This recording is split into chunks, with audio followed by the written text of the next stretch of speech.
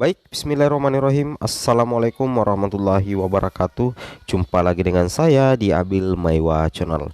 Jadi teman-teman, channel ini adalah merupakan channel pendidikan tempat kita berbagi tentang aplikasi pendidikan, Microsoft Office, serta tips dan triks komputer.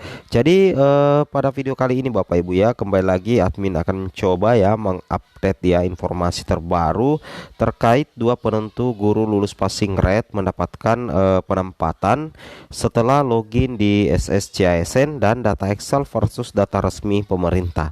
Nah, sebelum kita lanjut, bagi rekan-rekan guru yang baru menemukan channel ini, silahkan tekan tombol subscribe-nya dan aktifkan lonceng notifikasi agar setiap hari Bapak Ibu bisa mendapatkan update informasi terbaru dari kami. Baik ya, di sini ada dua penentu ya untuk guru lulus PG mendapatkan penempatan setelah Bapak Ibu login di SSCASN ya. Tanpa panjang lebar lagi, kita langsung saja Bapak Ibu ya to the point ke informasinya. Nah, di sini Bapak Ibu bisa cek sendiri ya bahwasanya seperti yang kita sudah dengar sebelumnya bahwasanya untuk di tahun 2022 ini sudah final ya Bapak Ibu ya bahwa tidak semuanya guru yang sudah lolos passing rate itu dapat diangkat di tahun ini ya. Yang pasti diangkat dan siap diangkat di tahun 2022 itu ada sekitar 134.022 guru lulus PG atau sekitar 69% Bapak Ibu ya yang siap diangkat di tahun ini. Sedangkan sisanya ada 27.030 itu sudah mendapatkan penempatan ya, namun belum bisa juga diangkat karena belum ada kuota formasi di tahun 2022. Diharapkan dapat diangkat di tahun 2023 seperti itu ya. Kemudian ada 32.902 atau sekitar 17% itu yang belum mendapatkan sama sekali penempatan. Ini yang tentunya menjadi PR tersendiri dari Kemendikbud ya, bagaimana mendapatkan solusi penempatan untuk guru lulus passing rate yang belum mendapatkan formasi di tahun 2022. Seperti itu Bapak Ibu ya. Nah, terkait dengan hal tersebut, di sini Bapak Ibu perlu pahami bahwasanya untuk penuntasan guru lulus passing rate ya di tahun 2022 itu dimulai di bulan ini ya, Oktober hingga di bulan November ya. Ini sesuai dengan pernyataan dari PLT Dirjen GTK Ibu Nunuk Suryani. Katanya untuk penuntasan guru lulus PG itu dimulai di bulan Oktober hingga di awal November dan bertentunya bersamaan juga dengan pelaksanaan penilaian kesesuaian untuk pelamar prioritas 2 dan juga pelamar prioritas 3. Sedangkan untuk pelaksanaan seleksi tes jika masih ada ketersediaan formasi itu dilaksanakan antara bulan November hingga bulan Desember. Ini adalah lini masa yang kita masih tunggu bukti konkret pelaksananya. Apakah nanti di tahun 2022 ini betul-betul dilaksanakan untuk pengangkatan guru lulus PG atau penuntasan guru lulus PG itu bulan Oktober hingga bulan November nantinya Bapak Ibu ya. Jadi kita tetap bersabar saja sambil sesekali untuk memantau ya portal resmi SSCASN dan juga PPPK guru kemdikbud.co.id. Itu yang harus kita lakukan sekarang Bapak Ibu ya. Kemudian dua penentu Bapak Ibu untuk lolos menjadi ASN P3K di tahun 2022 sebentar kita bahas. Di sini ada informasi ya bahwasanya SSCASN itu belum dibuka hari ini. Kalau info-info di media sosial itu bukan resmi dari pemerintah. Kalaupun ada pejabat yang bicara itu sebatas estimasi, bukan keputusan final ya. Bapak Deputi mengatakan masih ada dua instansi yang data formasi jabatannya belum masuk.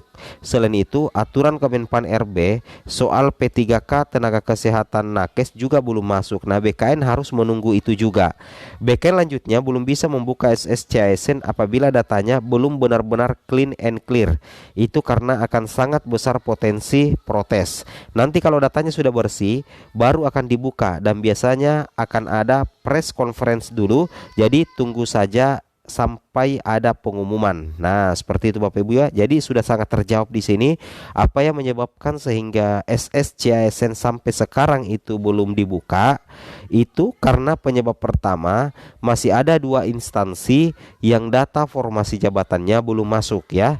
Nah, di sini BKN tidak mengatakan instansi yang mana, yang jelasnya ada dua instansi yang data formasi jabatannya belum masuk. Itu faktor pertama sehingga SSCASN belum dibuka sampai sekarang. Kemudian persoalan kedua yaitu karena aturan Kemenpan RB soal P3K tenaga kesehatan juga belum masuk. Nah, tentunya BKN harus menunggu itu. Jadi, untuk P3K tenaga kesehatan itu soal aturan resminya dari Kemenpan RB itu sepenuhnya belum kelar Bapak Ibu ya. Sehingga secara otomatis BKN harus menunggu.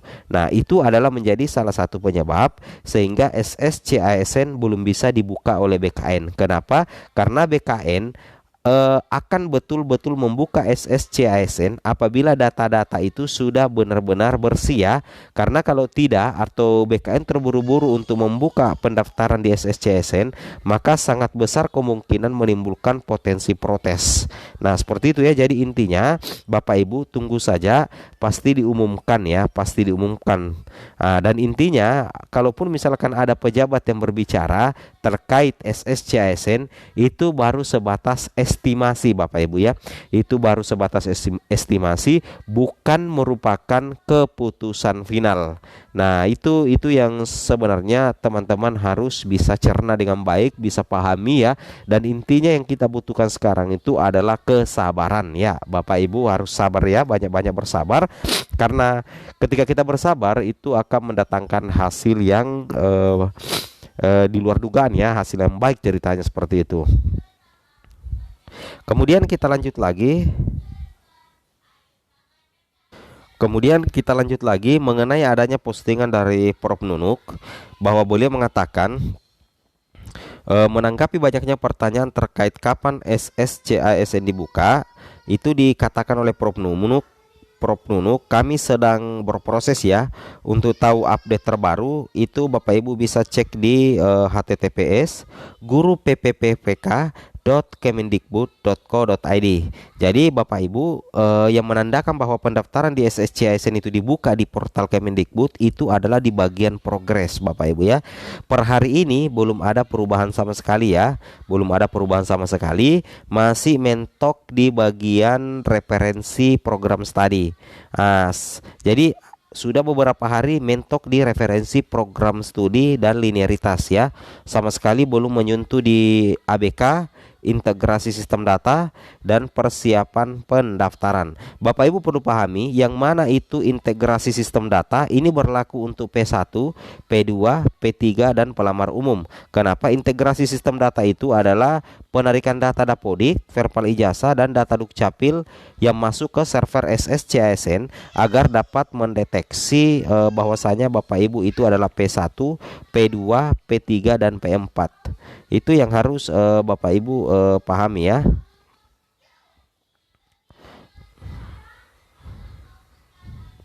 Kemudian berikutnya di sini untuk penempatan guru lulus PG, ini adalah salah satu penentu pertama bahwasanya bagi rekan-rekan yang sudah mendapatkan kuota formasi, nantinya ketika Bapak Ibu login, maka secara otomatis Bapak Ibu akan langsung mendapatkan penempatan. Ketika Bapak Ibu sudah mendapatkan penempatan di SSCASN, sisa Bapak Ibu menunggu jadwal untuk melakukan proses pemberkasan, kemudian bertugas di sekolah penempatan. Ini adalah salah satu penentu kelulusan Bapak Ibu bagi yang memiliki penempatan nantinya ketika login di SSCASN seperti itu ya. Kemudian yang kedua,